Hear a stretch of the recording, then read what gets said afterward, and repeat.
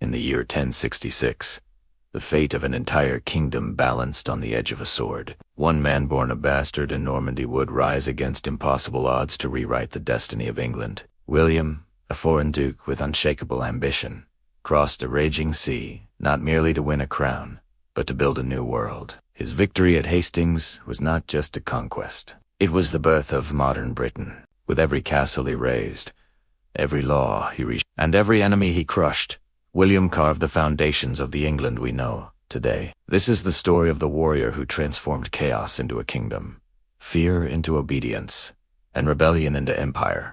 William's rise began long before 1066, in a world where survival itself was an accomplishment. Born around 1028 in the rough, war-hardened Duchy of Normandy, he entered life not as a celebrated heir, but as a child marked by scandal. His father, Duke Robert of Normandy, loved Herleva, a tanner's daughter far beneath noble rank. Their son was branded William the Bastard. Nobles mocked him, whispered behind his back, and questioned his right to breathe the same air as the sons of ancient Norman bloodlines. But even as a boy, William carried an intensity that silenced rooms. He did not break beneath the weight of shame. He sharpened himself with it. When Duke Robert died on pilgrimage, Earlholt William inherited the duchy.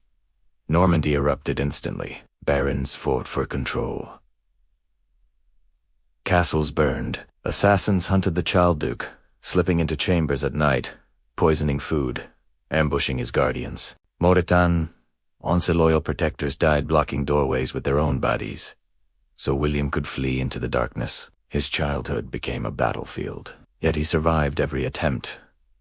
Each betrayal carved a new layer of resolve. He learned early that trust was dangerous, power fragile, and loyalty something earned only through fear or respect. As other nobles' sons trained for knighthood, William trained for life, mastering the disciplines of war, strategy, and command. He grew into a tall, broad-shouldered young man with the presence of someone accustomed to danger. His voice, firm and controlled, could steady an army or silence a hall of feuding lords. At 15, he faced a massive rebellion led by his own cousin. Many expected the young duke to fall. Instead, he assembled loyal knights, crushed the uprising, and sent a message to Normandy. This boy was no puppet. It would rule. His victories multiplied. Rival lords bowed or bled. Normandy slowly transformed from chaos to a fiercely disciplined military powerhouse. But destiny waited across the sea. In England, King Edward the Confessor grew old without an heir. Edward had spent part of his youth in Normandy and trusted its duke. During one of their meetings, he promised that William would inherit the English throne. William accepted the promise, not as a gift, but as a divine sign and opportunity to unite two powerful lands and elevate his dynasty above all rivals. But the English nobles had other plans. When Edward died in January 1066, the throne was seized by Harold Godwinson, the most powerful noble in England. Harold had once sworn loyalty to William and sworn on sacred relics that he would support William's claim to the throne. To break such an oath was, in medieval belief, to defy God himself. When messengers brought William the news, he did not shout. His face remained cold, sharp. He uttered only, "Harold has betrayed God. He has betrayed me. He has chosen war." From that moment, William prepared for invasion. He gathered his barons, promising land and riches in England. He sent envoys to the Pope, portraying Harold as an oathbreaker. The Church granted William a papal banner divine approval for his conquest. Across Normandy, shipbuilders worked day and night. Horses were trained for transport. Blacksmiths forged swords that would soon clash on English soil. But before William could sail, fate shifted again. A massive Viking force led by Harold Hardrada invaded northern England. Harold Godwinson rushed his army north and defeated the Vikings in a brutal clash at Stamford Bridge. The victory was costly, thousands dead, the rest exhausted. Yet before they could heal, news came that would shatter their brief relief. William had landed in Sussex. He crossed the Channel with a vast army of archers, infantry, and the feared Norman cavalry. His fleet stretched across the coast like a floating forest. William wasted no time. He burned villages, seized supplies, and built a wooden fortress at Pevensey. He wanted Harold forced into a rushed battle while the English king was weak. Harold, hearing the news, marched his worn-out army south. Rain and fatigue dragged them down, but retreat was impossible. England itself was at stake. The armies neared Hastings, and as dawn broke on October 14th, the air trembled with destiny. The English formed a shield wall atop Senlac Hillstrong, disciplined, nearly impossible to break. Norman archers fired upward, but the steep angle dulled their impact. Norman infantry charged, clashing against the wall like waves against a cliff. Still the English held. William realized brute force would not win the day, so he used deception. At a crucial moment, part of his line pretended to retreat. English troops, believing the Normans were fleeing, broke formation to chase them. The shield wall opened. That single mistake shattered England's defense. Norman cavalry wheeled back, cutting down the exposed English lines with devastating precision. Harold fought bravely, but near the battle's climax, he fell struck by an arrow, then overwhelmed by Norman swords. With their king dead, the English spirit collapsed. William had won. The foreign duke stood victorious, poised to claim an entire kingdom. But conquering England was only the beginning. Ruling it would be far harder. William entered London not as a triumphant hero greeted with cheers, but as a conqueror walking into a city uncertain, angry, and terrified. The smoke from Hastings had barely cleared, and already whispers spread through English halls. Would this foreign duke crush their customs? Would he rule with iron or mercy? But William understood symbolism. He knew that to control England, he needed more than military victory. He needed legitimacy. He needed the crown. On Christmas Day, 1606, inside Westminster Abbey, the moment arrived. The church was packed with nobles, priests, Norman knights, and suspicious English warriors. When the archbishop placed the crown upon William's head, the congregation shouted in approval and old tradition. But outside, Norman guards misunderstood the noise as rebellion. Panicked swords flashed. Fires ignited. By the time William stepped out as king, parts of London burned, and blood stained the winter snow. It was a cursed coronation, a warning that England would not submit easily. William wasted no time asserting control. He rewarded his Norman followers with English lands, replacing old Anglo-Saxon lords with loyal men who owed everything to him. Castel, stone, impenetrable rose. Across the countryside, strategic points at Dover, London, Winchester, York. These were not just buildings, they were symbols of dominance. Wherever a castle appeared, resistance withered, yet rebellion simmered beneath the surface. In the north, earls plotted to restore English rule. In the west, nobles forged alliances. Even the church harbored resentment. William responded as he always had, with swift, ruthless discipline. But England was too large, its culture too deep, its people too proud to break ice. In 1068, the first major revolt erupted. William marched through the Midlands, crushing resistance and forcing noble families into submission. But the ashes were still warm when a second uprising burst forth, larger, deadlier, fueled by northern lords and supported by Scottish forces. William realized that mercy would be seen as weakness, so he unleashed one of the harshest campaigns in English history. It became known as the Harrying of the North. Norman soldiers swept across the countryside with torches and blades. Villages were burned, crops destroyed, livestock slaughtered, and farmland salted. Winter winds carried the smell of smoke and death. Thousands starved. Entire regions became wastelands. It was brutal, but it worked. The North would not rebel again. For William, this cruelty was not pleasure, but necessity. He believed England could not survive divided. Unity, even at a terrible cost, was the only path to a stronger kingdom. And in his mind, a strong kingdom was the one gift he could offer future generations. With rebellions crushed, William turned to governance. He reorganized land ownership, forcing every noble Norman, or English too, swear direct loyalty to him. He required oaths, inventories, and strict military obligations. This centralization transformed England from a loose collection of lordships into a disciplined, connected realm. Still, William faced internal conflict. Many Normans complained he protected surviving English nobles too much. Many English condemned him as a tyrant. Balance was delicate.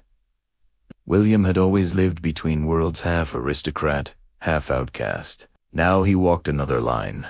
Half conqueror, half king. His marriage to Matilda of Flanders softened its image. She was intelligent, politically shrewd, and deeply devoted to William, even when separated by war. Their partnership was rare for medieval rulers, one forged in mutual respect rather than convenience. She ruled Normandy when he was in England, and advised him on matters both personal and political. Their love did not erase his burdens, but it anchored him.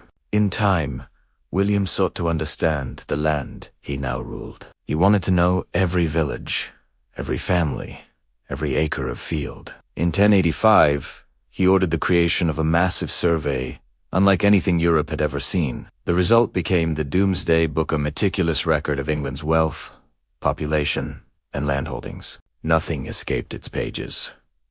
Some joked it was like the Last Judgment itself, because it recorded all and spared none. The Domesday Book became the backbone of Norman administration, a symbol of William's desire for absolute control, not to terrorize, but to organize. To him, an orderly kingdom was a strong kingdom, and a strong kingdom survived generations. But power came with paranoia.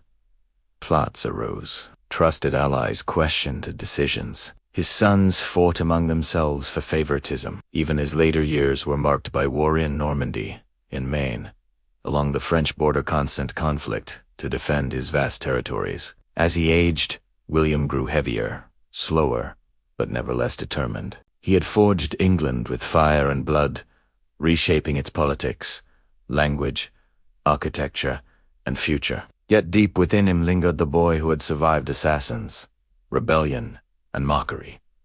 He understood fragility better than anyone. Perhaps that is why he clung so fiercely to authority. His end would come not in England, but in France, during a campaign to punish a rebellious city.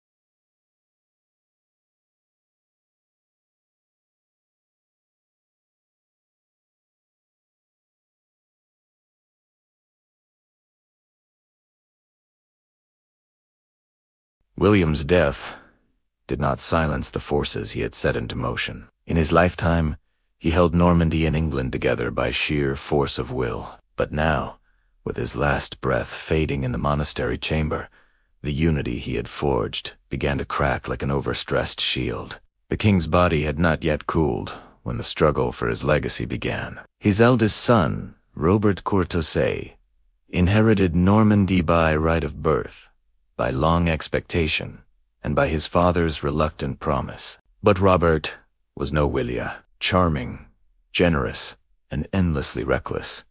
He lacked discipline. He loved feasts more than councils, tournaments more than politics. For years, he had clashed with his father, demanding more power, funding rebellions, and surrounding himself with ambitious knights, eager to exploit his softness. William's second surviving son, William Rufus, inherited England. Hard, sharp, impatient, and fiercely intelligent, Rufus was the opposite of Robert. He believed authority existed to be seized, not inherited.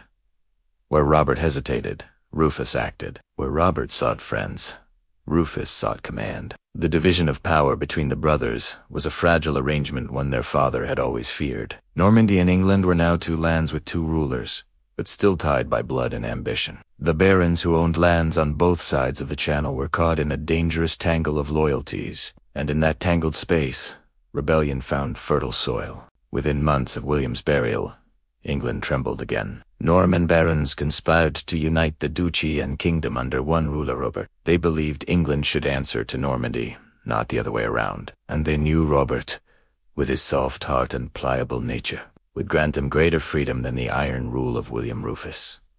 Castles across southern England prepared for revolt. Messages traveled secretly across the Channel. Robert raised troops in Normandy. Robert of Mortain, Bishop Odo of Bayeux, William's own half-brothers, became the leaders of the conspiracy. They claimed Rufus was unfit to rule. They whispered that the late king had regretted making him heir. They promised barons more land, more power, and less interference. But William Rufus was his father's son. The moment he learned of the brewing rebellion, he acted like a blade drawn in one fluid motion. He traveled tirelessly across England, rallying loyalists. He appealed to Anglo-Saxon noblemen the Normans had long suppressed, and, for the first time since the conquest, Englishmen and Normans stood side by side to defend the crown. Rufus rode into battle with a fury that reminded veterans of his father. He swore to crush the rebellion so completely that no baron would dare challenge him again. And in 1088, his armies scorched rebel lands from Kent to the Midlands. Odo of Bayeux was captured and stripped of power. Mortain fled. In disgrace, the rebellion failed. Rufus stood triumphant. But the victory came at a cost. England was weary of war, weary of the Normans, weary of the kings who fought with each other while the countryside bled. Fields lay untended. Bandits roamed forests. Norman knights enforced justice unevenly, favoring their own. Anglo-Saxons still whispered of the old days, when kings spoke their language and shared their customs. Rufus tried to calm the storm. He issued charters promising good governance. He reduced taxes. He rewarded loyal Englishmen with positions in court and administration. Yet suspicion lingered in the air like a bitter aftertaste. Meanwhile, across the Channel, Robert Curthose found himself trapped in a cycle of financial trouble and political instability. He was beloved by his knights, but mocked by his own advisors. Debts piled high. Normandy drifted toward disorder. In 1096, desperate to secure funds, Robert made a decision that changed his fate on the fate of England. He took the cross. The First Crusade had begun, and Robert saw in it a path to redemption. With the enthusiasm of a romantic dreamer, he vowed to fight for Jerusalem, but he had no money to outfit himself or his army. So he struck a bargain with his brother. He mortgaged Normandy. For 10,000 marks, an astronomical sum, Robert leased his duchy to William Rufus for the duration of his crusade, and Rufus, ever hungry for power, gladly accepted. Now England and Normandy were reunited under one ruler, not through lineage, but through transaction. Rufus crossed the Channel and took command of the duchy. His arrival was swift, efficient, and iron-handed. Norman lords, who had once supported Robert, now scrambled to curry favor with Rufus. Markets stabilized. Roads were patrolled. For a brief moment, William the Conqueror's dream flickered back to life. But instability is a constant shadow of ambition. In August 1100, Rufus was hunting in the New Forest, ironically, land his father had once seized violently from its inhabitants. The forest was a place darkened by stories. 2 of William the Conqueror's sons had already met strange deaths there. Now fate came for another. As Rufus stalked a stag through the trees, an arrow flew, cutting the air. Slicing the silent sand, struck him in the chest. A collapse had blood pooling beneath him. The bowman, Walter Tyrrell, fled the scene. Some claimed it was accident. Others whispered it was murder. William Rufus died without wife or children. England was thrown into chaos once again. But in that chaos, a third son stepped forward. Henry, the youngest of William the Conqueror's children. Quiet, educated, calculating. Henry was known as Beauclerc, the scholar, but beneath the calm exterior lay the same core of steel that had defined his father. Henry moved with astonishing speed. As Rufus's body still lay cooling in the forest, Henry rode straight to Winchester, where the royal treasury was kept. He seized it. 3 days later, he was crowned King Henry I at Westminster Abbey. Robert Curthose returned from the crusade too late. He attempted invasion, believing the crown belonged to him by seniority. But Henry defeated him decisively at Tinchebray in 1106. Robert was imprisoned for the rest of his life, decades in solitary captivity. The family that had conquered England ended up tearing itself apart for the throne. Yet Henry's victory brought something crucial: stability. Under Henry I, England entered one of its most organized periods since the Norman conquest. He reformed justice, controlled barons, strengthened royal finances, and married Matilda of Scotland, joining Norman and Anglo-Saxon bloodlines in a symbolic union of cultures. He was everything William the Conqueror had been: ruthless, strategic, unstoppable, but tempered by calculation rather than brutality. Still, Henry's reign was overshadowed by tragedy. His only legitimate son, William Adlin, drowned in the White Ship disaster of 1120. With no male heir, Henry forced the nobility to swear fealty to his daughter Matilda. It would not hold. When Henry died, England fell again into civil war. Barons broke their oaths. Matilda fought her cousin Stephen for control in a brutal conflict known as the Monarchy War that nearly destroyed the kingdom William had built. But that story belonged to the next generation. What mattered now was the legacy taking shape. From William the Conqueror to his quarreling sons, from violent rebellions to fragile alliances, England transformed from a fragmented land into a centralized powerhouse. Castles, laws, languages, and political structures all bore the imprint of the Normans. William's bloodline tore itself apart repeatedly, but his kingdom did not. England survived every storm, and in surviving, it grew stronger. The kingdom.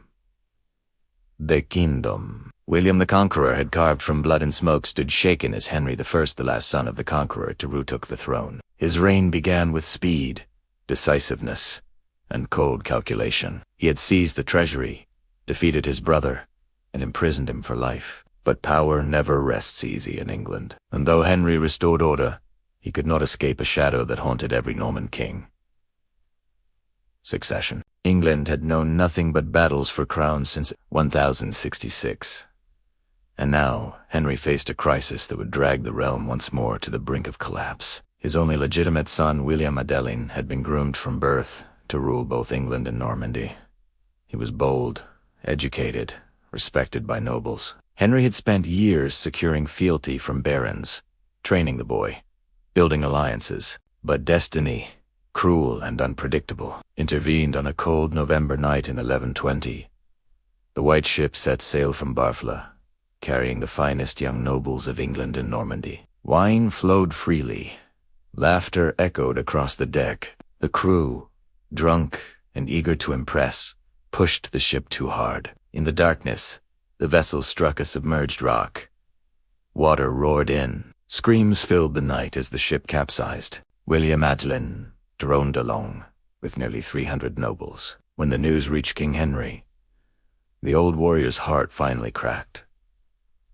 Witnesses said he never smiled again. But grief could not become weakness. Without a male heir, Henry's lineage was vulnerable. The kingdom he had fought to stabilize was again at risk of imploding. And so Henry made a choice no English king had ever made before. He declared his daughter, Empress Matilda, heir to the throne. Matilda was strong-willed, intelligent, and politically seasoned. She had been married to the Holy Roman Emperor and had ruled by his side. She was everything a monarch needed to be except one thing.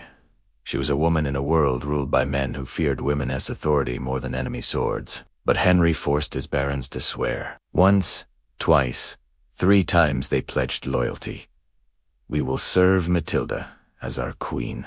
Yet oaths, sworn in peace, often crumble in war. When Henry died in 1135, his nephew Stephen of Blois moved faster than Matilda ever could. Backed by powerful nobles who refused to accept a woman's rule, Stephen rode to London, gathered allies, and seized the crown. The oath sworn to Matilda shattered like ice beneath a boot. England descended into chaos. This period would be remembered as the Anarchy Civil War, so violent, so desperate, that chroniclers wrote, "Christ and his saints slept." Barons fortified castles, terrorized villages, switched allegiances like gamblers switching dice. Famine spread, roads became dangerous. Loyalties meant nothing. The kingdom William had built was torn apart by fire and greed. Matilda fought bravely, commanding armies, negotiating alliances, enduring sieges. She marched into cities with determination so fierce that even her enemies respected her. But she made one fatal mistake. She demanded obedience instead of winning hearts. At a critical moment in London, townspeople rose against her, forcing her to flee through back alleys under cover of night. Stephen, meanwhile, was captured in battle. Said then captured again. He oscillated between king and prisoner, unable to rule, unable to step aside.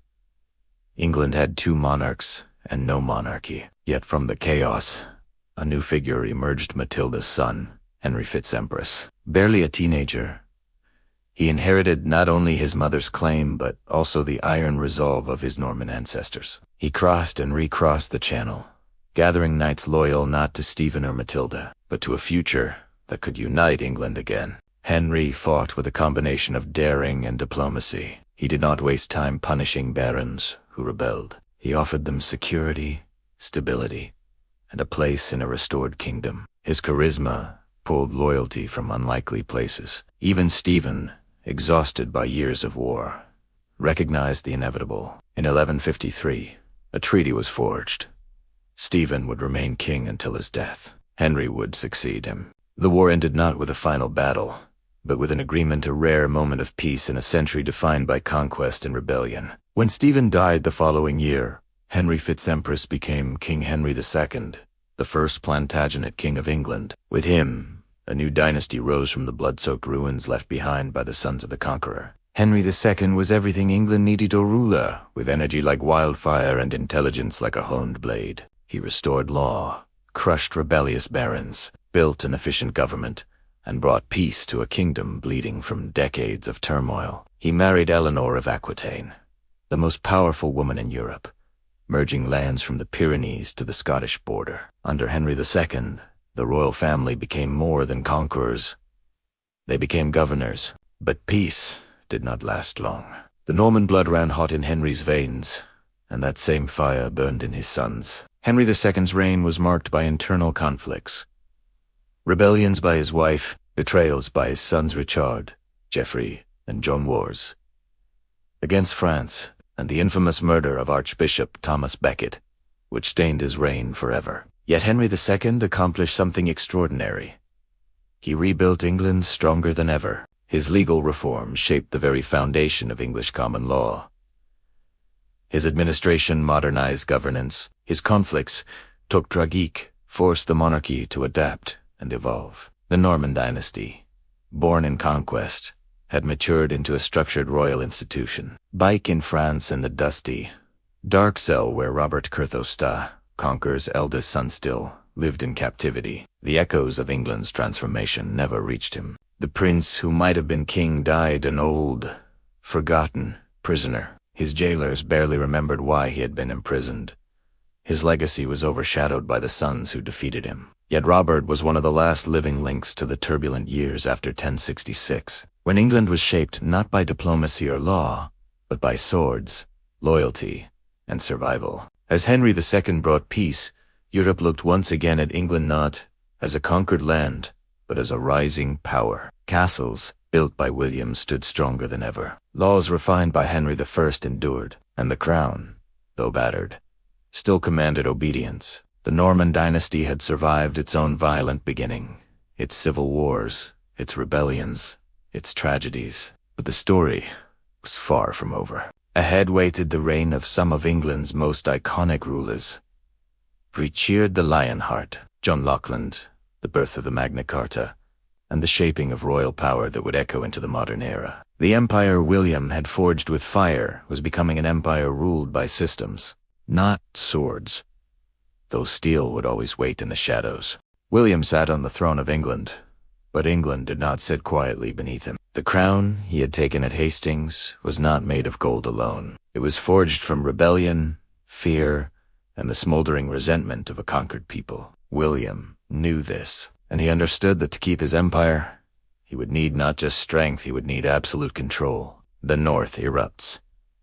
A kingdom refuses to bow. In 1069, while southern England slowly accepted Norman rule, the North remained a land of defiance. The people there did not see William as a king.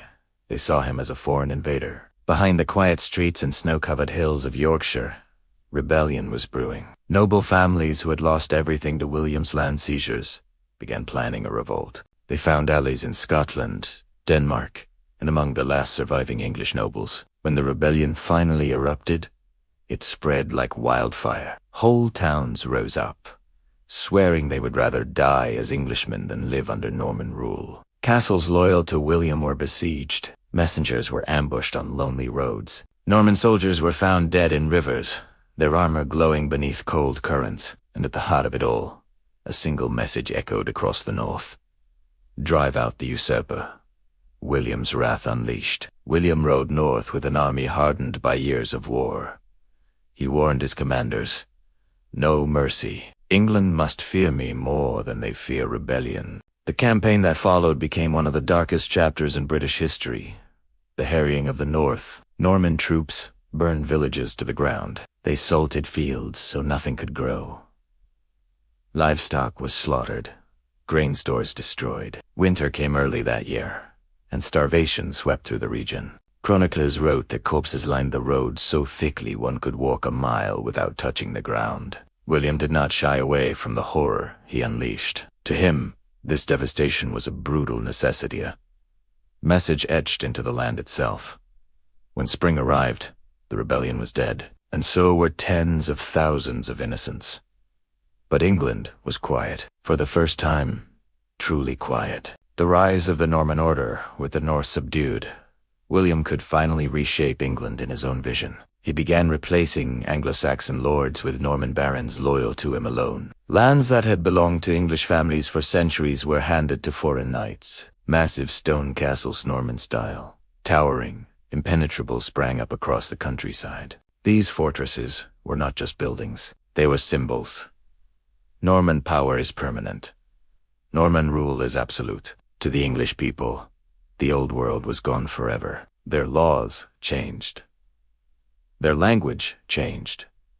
Their rulers changed. Even the architecture of their cities began to reflect the stern, towering, continental influence of their conqueror. William was not simply ruling England. He was rebuilding it from the ground up. William's two worlds, Normandy and England. Though he was King of England, William never forgot where he came from. Normandy was his birthplace, his security, and his pride. For the rest of his life, he would be torn between these two worlds, crossing the English Channel dozens of times to put out fires on either side. England was wealthy, powerful, and full of opportunity. Normandy was unstable, jealous, and filled with rival dukes, waiting for William to fail. Every moment he spent in one kingdom, the other kingdom grew restless. His greatest fear was that the empire he fought so ruthlessly to build would crumble the moment he loosened his grip. So William lived constantly in motion, constantly on guard, constantly preparing for the next threat. Family. The quietest war of all inside the royal court. New tensions were growing. William and his wife, Matilda of Flanders, had once been passionately in love, even defying the Pope to marry. But ruling an empire strained even the strongest bond. William's endless campaigns left Matilda to govern Normandy alone, leading to whispered rumors that perhaps she liked ruling without him. Their sons Robert, William Rufus, and Henry watched, learned, and began fighting for advantage. The royal household became a battlefield of ambition and jealousy. Robert, the eldest, demanded more power. He wanted his inheritance early. He wanted respect. But William saw him as hot-tempered and reckless. One night, an argument between father and son exploded into a physical brawl. Robert fled, rebelling against his own father and aligning with William's enemies. The divide between them never fully healed. Behind William's iron rule, behind the burning villages and the new fortresses, behind the terror he inspired across England, his own family was breaking apart. A king shaped by war, William ruled through fear because fear was the only language he had ever known. Born a bastard, raised among assassins, hunted as a child, fought hidden war. He had spent his entire life surviving enemies who wanted him dead. Now, on the throne of England, he believed softness was fatal. Compassion was a weakness. Mercy invited rebellion. He carried the weight of an empire on his shoulders, and every choice he made, good or cruel, came from a simple truth. He could not afford to lose. Not now. Not after everything. By the end of Part 5, England was no longer Anglo-Saxon. Norman castles dominated its skyline. Norman lords ruled its lands. Norman laws governed its people. Norman French began weaving itself into the English tongue. This was not just conquest. This was transformation, reinvention, rebirth. And at its center stood William scarred feared.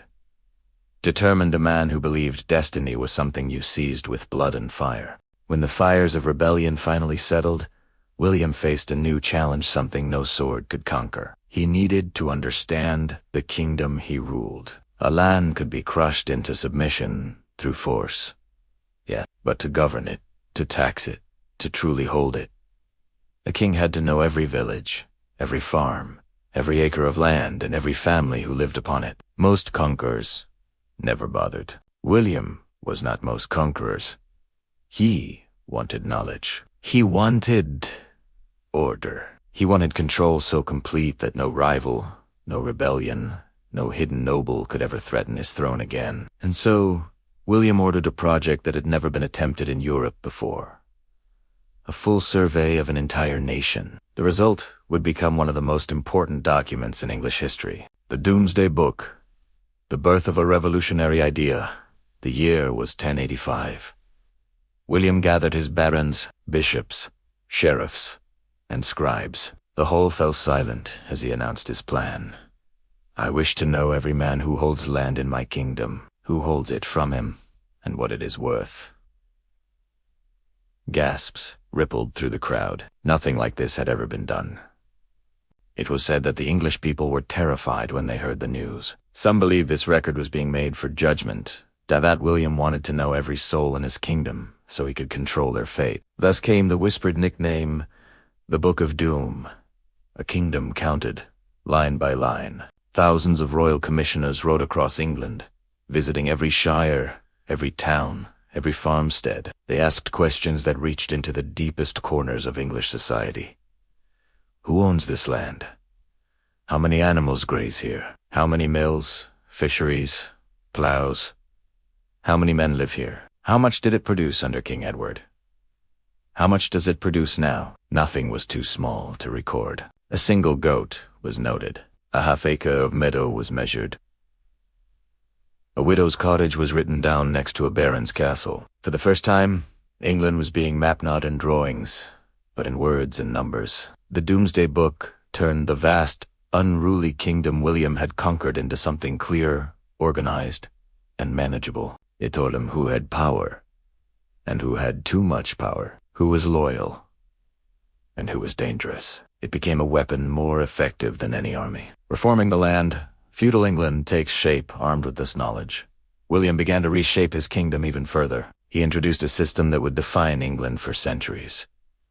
The feudal hierarchy. Under this system, William owned all the land. He granted estates to Norman barons, who swore oaths of loyalty to him. Those barons granted smaller pieces to knights, who owed them military service. Peasants worked the land in return for protection and shelter. The entire nation was now a pyramid, and William sat at the top. Every man, from the wealthiest earl to the humblest farmer, was tied to the king through land, oath, or duty. This was how the Norman dynasty would survive. This was how the British monarchy would endure for 1,000 years.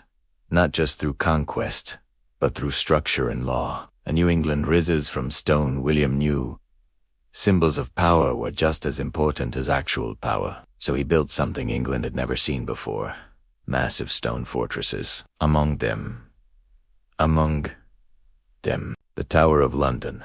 Not just a castle, but a message carved in white stone. The Normans are here to stay. Windsor Castle, once a forested hill, now the king's stronghold. Warwick, Lincoln, York, Durham. A chain of fortresses across the land. Each castle was both shield and sword, protecting Norman rule while reminding the English of their conqueror's strength. These were not wooden structures that could be burned in the night. They were statements. They were the bones of a New England. Language, the quietest conquest of all, while armies reshaped the land. Another transformation flowed through England. the Norman language. French became the language of the royal court, the government, the noble class. Latin remained the language of the church. But something fascinating happened. Instead of one language replacing another, they emerged. Over decades, English absorbed thousands of Norman French words. Justice, court, jury castle, crown, parliament beef, mutton, pork, government, nation, power, the English spoken today. The English this story is written in is a direct descendant of a linguistic earthquake William unleashed. It is perhaps his most lasting conquest. Even after 1,000 years, William's influence lives on every time someone speaks English. The crown's growing shadow. William's network of power as his reforms took root. William tightened his grip further. Sheriffs controlled local law and collected taxes. Barons built new towns and introduced Norman customs. The church was reorganized under Norman bishops. Cathedrals rose across England, built in the Romanesque style, thick walls, mighty arches, stone towers. Norman England was becoming wealthier, more centralized, and more connected to Europe. Trade flourished. Roads improved. Markets thrived. William had not just conquered a kingdom, he had modernized it. But power always comes with a price. Though England prospered under William's reforms, the king himself was growing tired. His body, once hardened by battle, began to feel the weight of age. Old wounds ached. His temper grew shorter. His distrust of others deepened. The Doomsday Book was complete. His castles stood strong. His nobles were loyal or too afraid to be anything else. But William had one enemy left, or greater one than any rebellion. The king who had reshaped England now faced the slow erosion of his own strength, and with age came questions. Which son would inherit his empire? Would his reforms survive after he was gone? Would England remain Norman or drift back toward the past? These questions haunted him, because William knew better than anyone. Power won by the sword could be lost by the sword. By the late 1080s, William stood at the height of his power. England was pacified. Normandy was his castles stood like stone sentinels across the land. The Doomsday Book had mapped every corner of his kingdom. To the outside world, William the Conqueror seemed undefeatable. But inside his own house, inside his own bloodline, a storm had been growing for years. A king can crush nations, but he cannot always control his own sons. The sons of a conqueror, William had 3 surviving sons. Robert Cortose, the eldest, proud, impulsive, eager for power, William Rufus, the middle child, hard, ambitious, fiery Henry, the youngest, quiet, calculating, dangerously intelligent. Each believed he deserved a kingdom. Each believed William favored the others. Jealousies simmered like coals waiting to ignite. Robert, the warrior son, who wanted too much Robert, was the greatest threat, not because he hated his father, but because he wanted what William was not ready to give. Normandy, the duchy William himself had inherited as a boy, the land where kings were forged, where bloodlines mattered, where every castle stone held a memory. Robert demanded power. William refused. Pride clashed with pride. In 1077, the tension exploded when Robert and his companions tried to seize Rouan's castle. The rebellion failed, but the insult was unforgettable. Robert fled. He was welcomed by adversaries. King Philip of France offered him refuge, even mockingly referring to him as the better son of the House of Normandy. William's fury burned hotter than ever. He had crushed rebellions from barons, earls, and kings, but to be betrayed by his own child was a wound he could not hide. Father Varus's son, the conflict escalated into open war. William marched across Normandy with the precision of a man who knew every valley, every river, every fortress. Robert fought fiercely, proving himself far more capable than William had expected. At the Battle of Gerberoi, the unimaginable happened. William the Conqueror, the man who had broken England, who had defeated Anglo-Saxons, Vikings, and rebels, was unhorsed by his own son. Robert did not strike the killing blow, but the humiliation was complete. William returned to Rouen, shaken, wounded both in body and pride. He had faced kings before without blinking, but his son's sword had cut deeper than any enemy's. For 2 years, father and son fought. Neither side could claim complete victory. Finally, under pressure from Matilda William's beloved wife and Robert's mother, a fragile peace was formed. Robert was restored certain lands. William forgave him publicly, but privately, the trust between them was dead. Loss. The death of Matilda. In 1083, the heart of the Norman dynasty stopped beating. Matilda of Flanders, William's partner, advisor, and the one person who could calm his rage, died. Her passing changed William in ways even his enemies never could. He grew heavier, slower, more irritable. The fire inside him dimmed, replaced by bitterness and exhaustion. With Matilda gone, the last thread holding the family together snapped. Robert drifted farther. William Rufus clashed with Henry. The king's sons began preparing for life after their father, positioning themselves like wolves waiting for the old alpha to fall. England challenges the king again, although rebellions had faded. The conquered land still simmered under the surface. Every winter, rumors whispered through the shires. William grows weaker. His sons are fighting. Norman rule may fall. Anglo-Saxon nobles, surviving families of rebels, and even church leaders watched carefully. Many hoped for a chance to restore the Old English line. William sensed it. He became harsher, enforcing laws with an iron fist. His sheriffs cracked down on disputes. Fines increased. Punishments grew more severe. Some said that the king who once balanced justice with severity had now become pure severity, but his power held. Barrywar calls the old king back to the saddle in 1087. Word reached William that the French king had mocked him publicly. King Philip had joked that William had grown so fat he was now lying in bed like a pregnant woman. It was foolish and fatal to mock a man whose life had been a string of battles. William, furious beyond measure, ordered a campaign against the defiant city of Mantus. Despite the heat, despite his age, despite his weight and injuries, William mounted his horse. The old conqueror rode, once more, into war. Norman forces struck the region with brutal precision, burning villages and fields. The city fell quickly.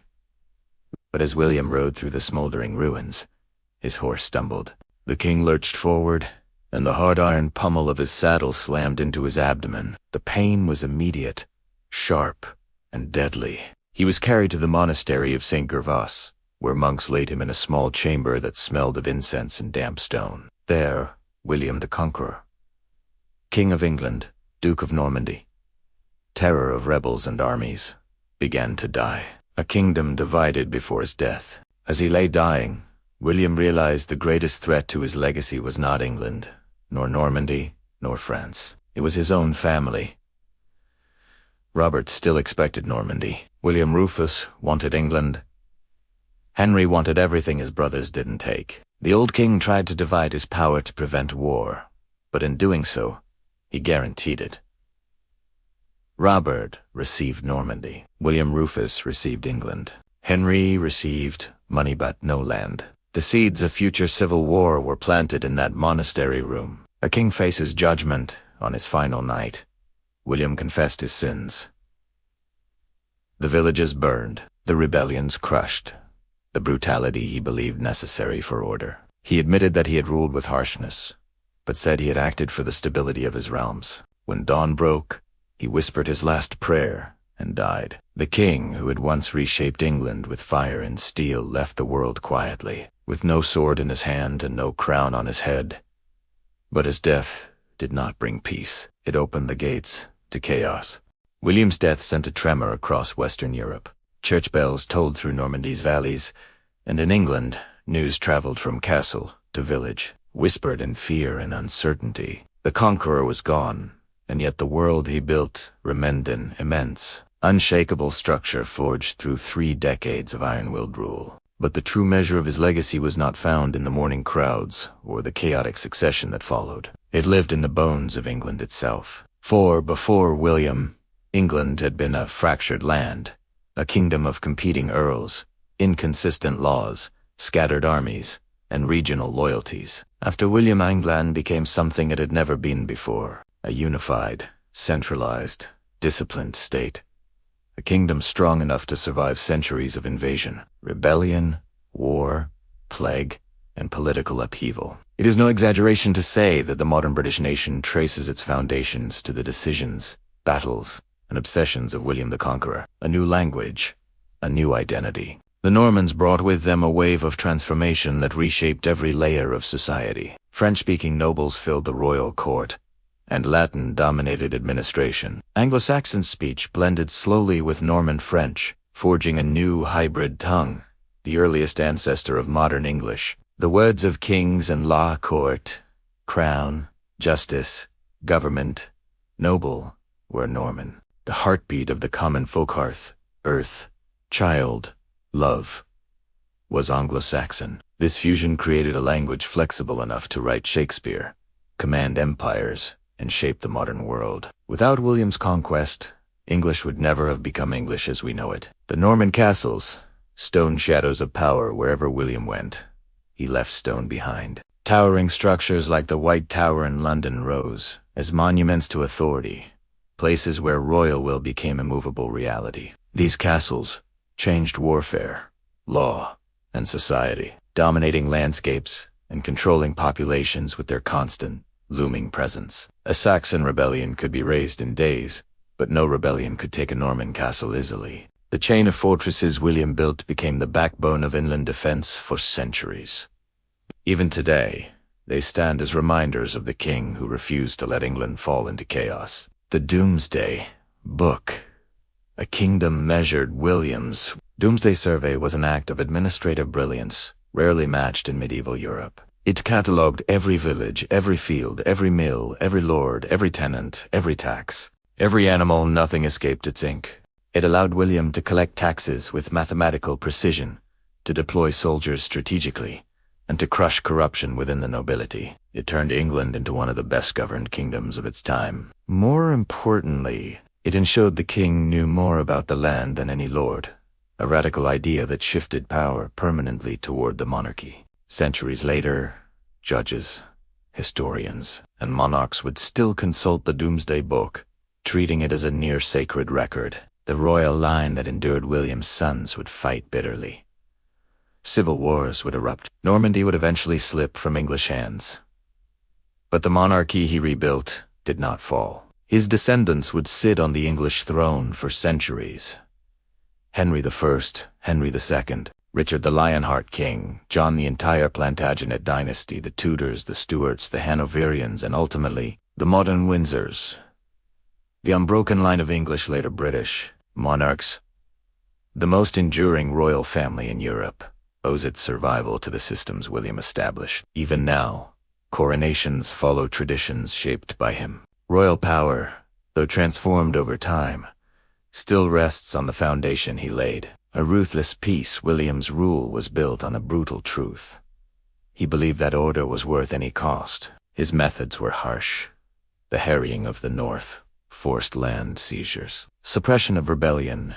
But in his mind, these were the tools necessary to forge unity out of chaos. And history, cruel as it often is, proved him right. The England he conquered emerged stronger than the England he found. A land torn by rival earls became a kingdom capable of resisting invasion for nearly a millennium. The echo of a conqueror William's life was a testament to willpower. He rose from a bastard child muck-hunted, nearly assassinated to become one of the most influential rulers in European history. Everything he created, the laws, the language, the royal institutions, the administrative systems outlived him by centuries. The English monarchy today, with its pageantry, traditions, and global influence, is rooted in Norman ideas. The Britain that shaped world history. The empire, the government, the culture, is built upon foundations laid in the 11th century. William did not simply conquer England.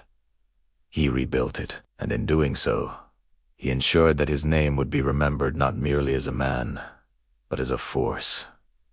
A turning point, a beginning a storm that reshaped a nation. When people speak of the origins of modern Britain, they speak knowingly or not of William the Conqueror, a king born in scandal, hardened in war, feared by enemies, respected by nations. A king whose legacy still walks the halls of Windsor and Westminster. A king whose shadow stretches across 1,000 years. Conclusion: William the Conqueror's legacy is not measured solely by the battles he won, but by the kingdom he built. England emerged from his rule as a unified, centralized, and powerful realm. Its language, law, and institutions forever transformed. Through strategy, ruthlessness, and vision, he secured a dynasty that endured through centuries, laying the foundations of the modern British monarchy. His life exemplifies the complex balance of ambition, leadership, and sacrifice.